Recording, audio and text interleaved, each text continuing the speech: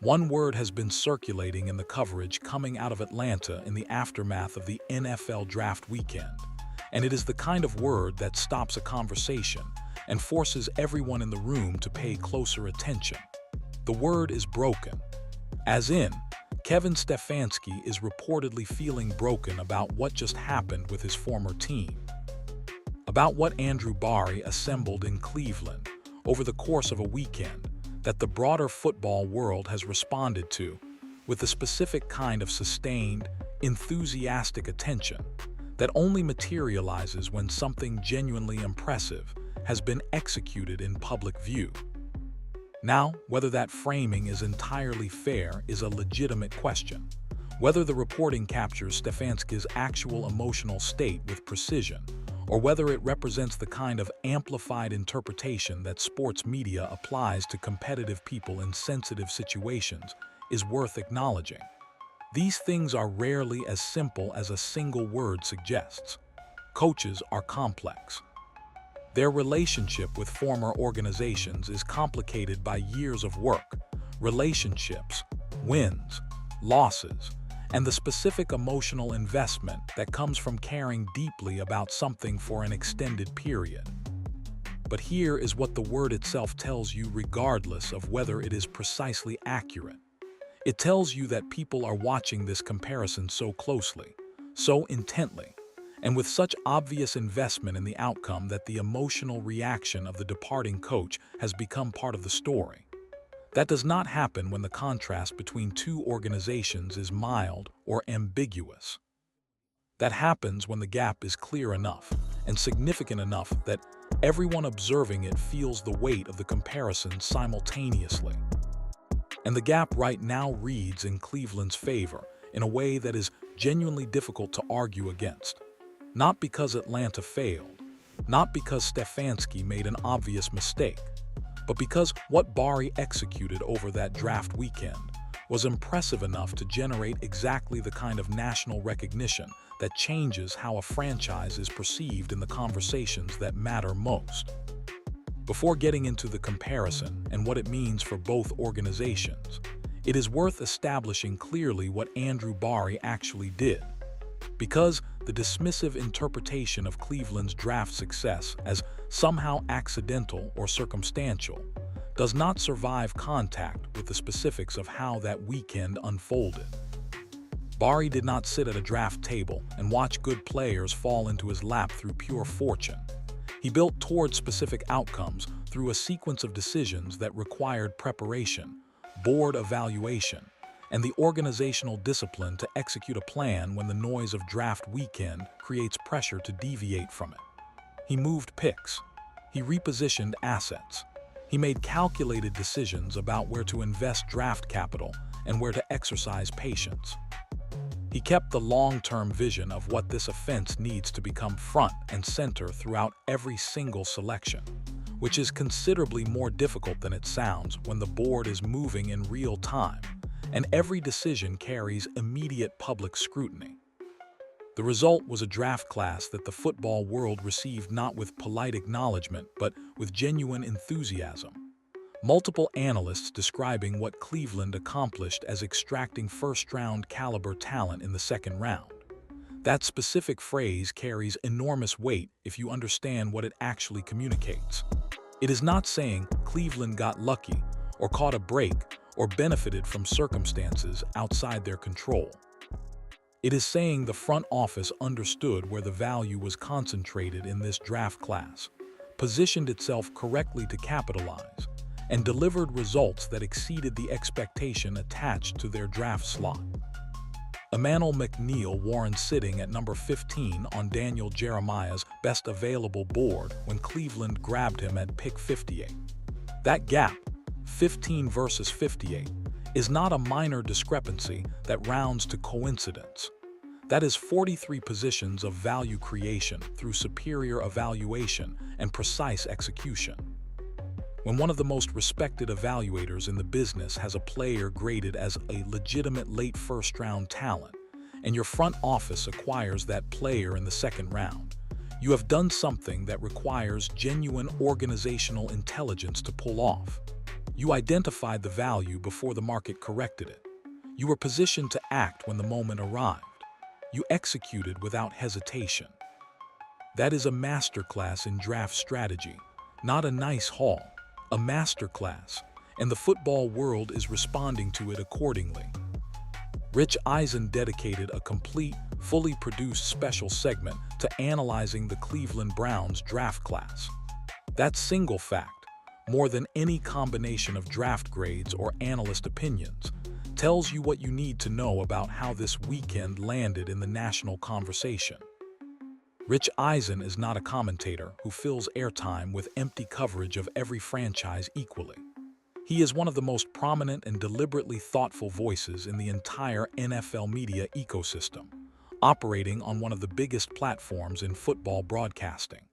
When he sits down and commits a produced segment specifically to one organization's draft performance, that is an editorial decision that reflects genuine news value.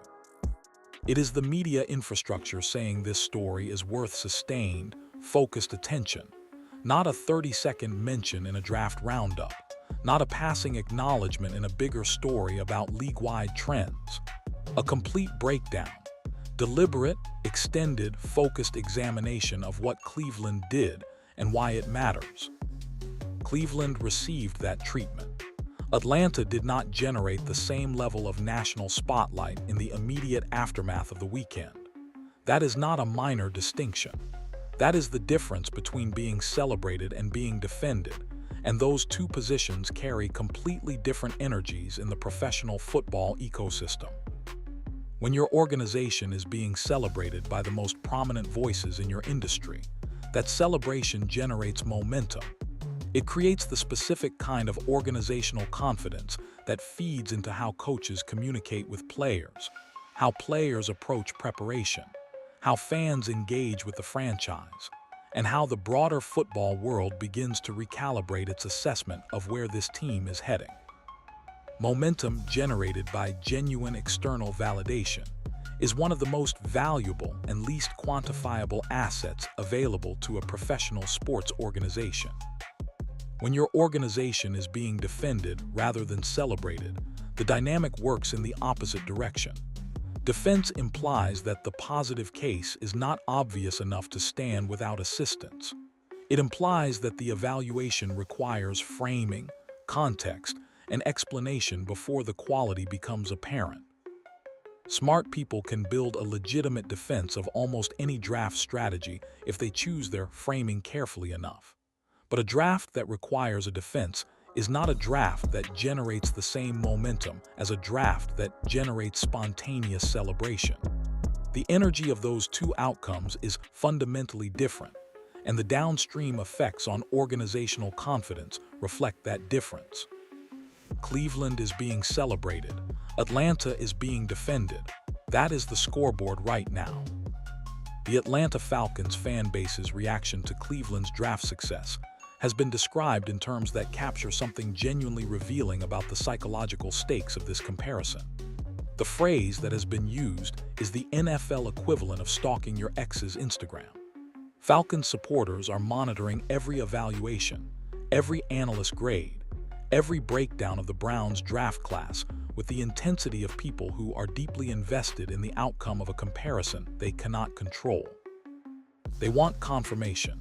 They need the reassurance that the man they just hired is winning the breakup, that their franchise chose correctly when it brought Stefanski in, that the Cleveland situation he left behind is not the better situation he is being compared unfavorably against, that every headline praising what Bari accomplished in the draft is not also implicitly questioning what Stefanski left behind when he made his exit.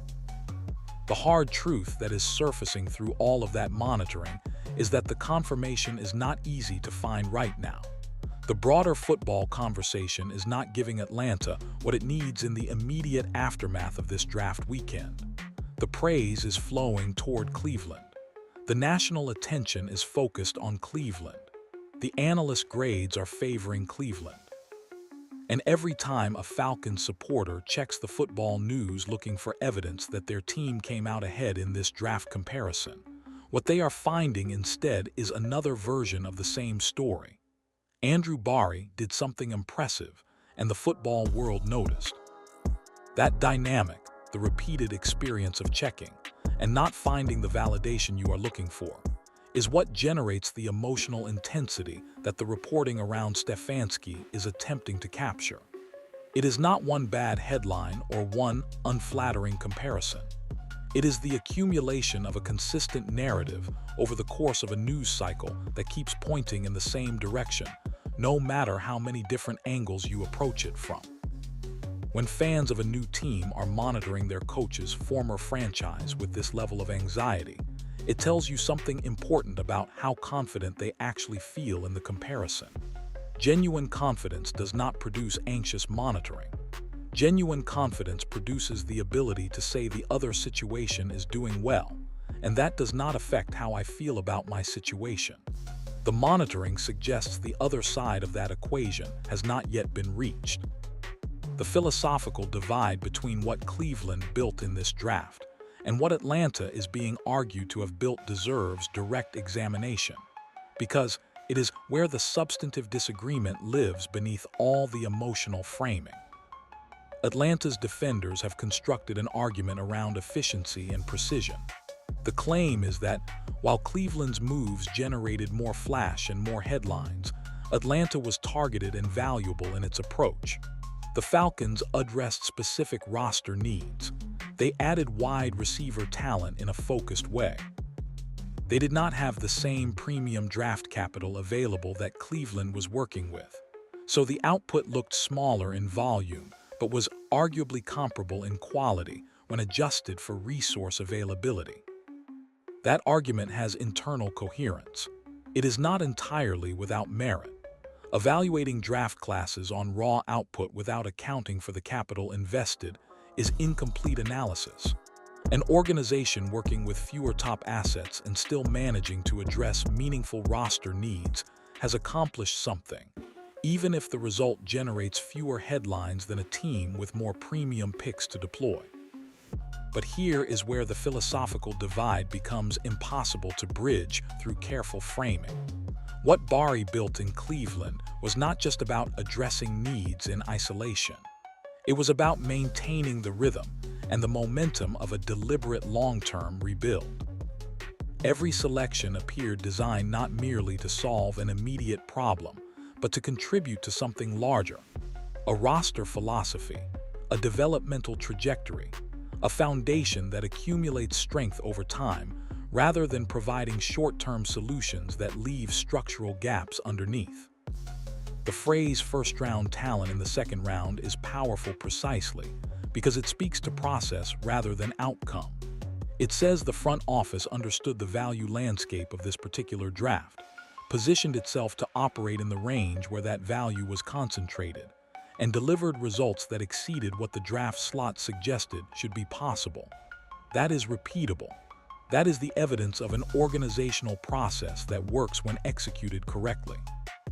That is the kind of performance that builds genuine credibility with the football world, because it demonstrates preparation, evaluation quality, and the discipline to execute a plan under pressure. Atlanta being efficient within limited resources is a different story. It is a story about making the best of a constrained situation. That story can be true and still lose the room to a story about systematic value creation that demonstrates front office capability at a higher level. Both things can be happening simultaneously. Right now, Cleveland's story is winning the room. The emotional dimension of Stefanski's reported reaction is worth examining carefully, because it illuminates something important about how competitive professionals process these kinds of comparisons, and why the reporting of that reaction has itself become part of the story. Coaches do not simply separate themselves from their former organizations when they move on. The work you put into building something stays with you in a way that is genuinely difficult to turn off. The players you developed, the systems you installed, the relationships you built across years of daily contact, Those things do not become emotionally neutral simply because a contract changed and you started sleeping in a different city.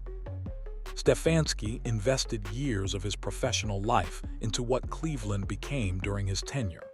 The fact that his former team is now being celebrated by the national football media is not information that lands somewhere neutral in his competitive mind.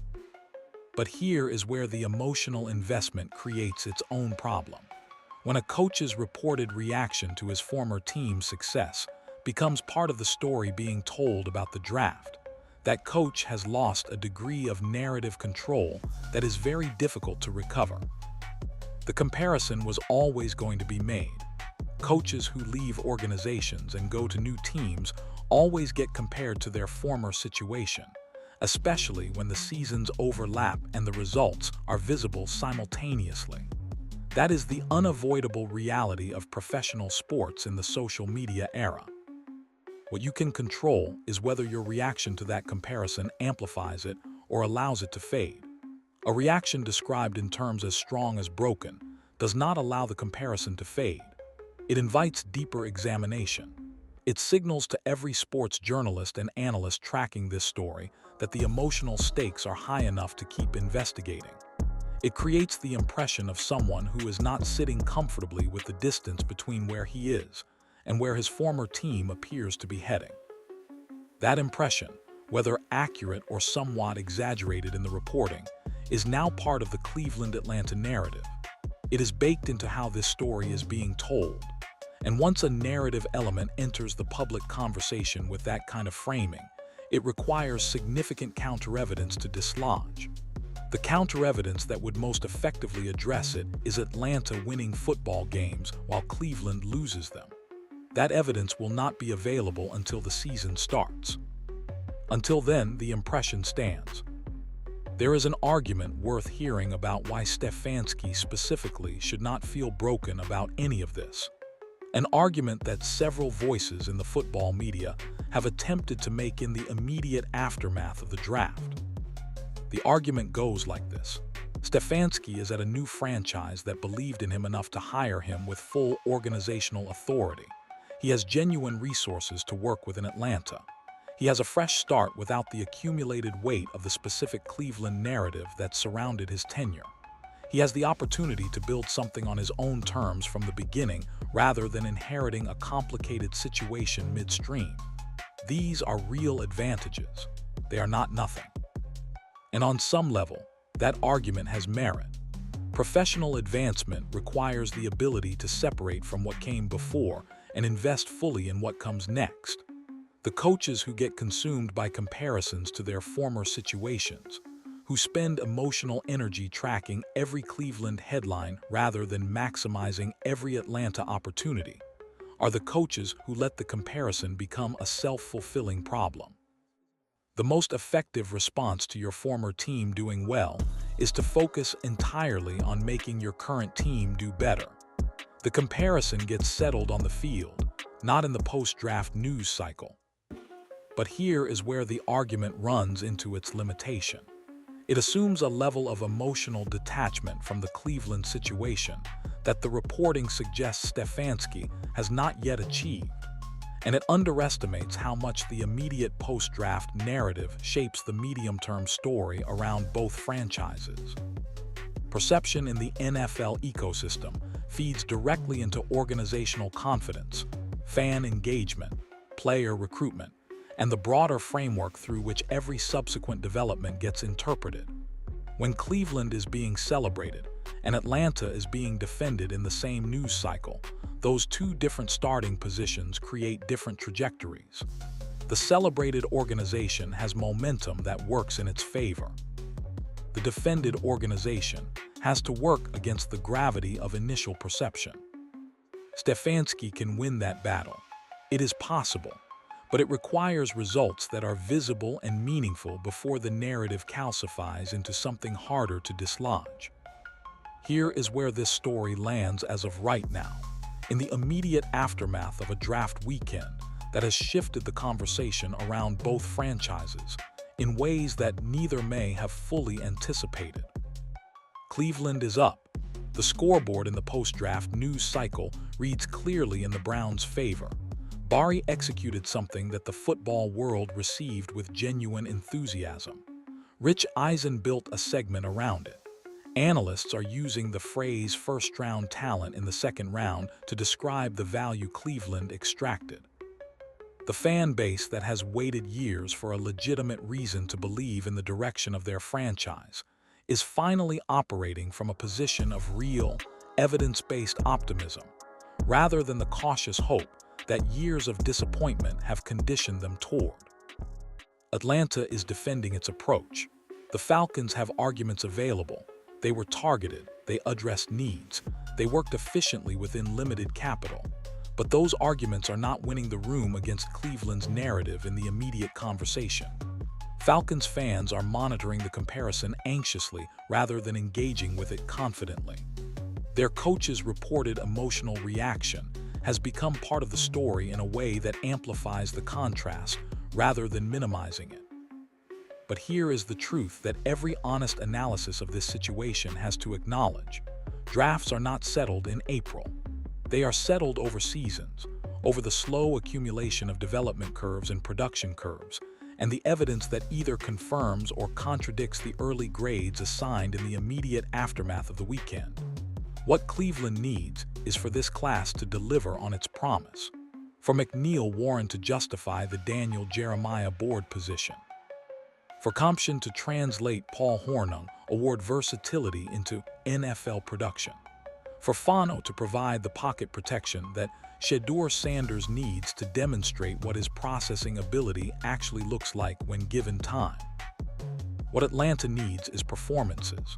Their wide receiver additions making plays that shift the conversation.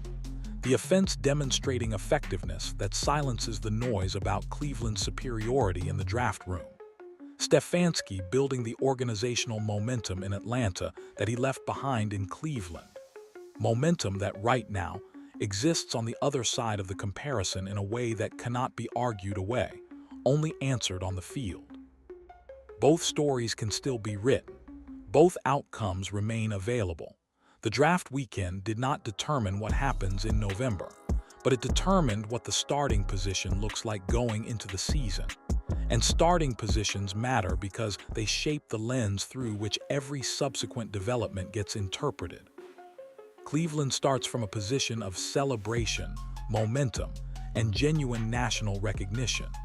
Atlanta starts from a position of defense, comparison pressure, and a coach whose emotional reaction to his former team's success has become part of the story being told about the football year ahead. The moment belongs to Cleveland. The reports out of Atlanta confirm that the people inside both organizations know it. And the 2026 season is where both franchises get the opportunity to answer the question that the draft weekend raised but did not resolve. Did Stefanski leave right before the payoff? Or did Cleveland's impressive April simply delay the inevitable reckoning that a franchise with their quarterback uncertainty still faces? The football answers that. Not the draft grades, not the analyst coverage, not the Rich Eisen segments or the Falcons fans checking Instagram. The games. And right now, for the first time in a long time, Cleveland fans are genuinely excited about what those games might show them.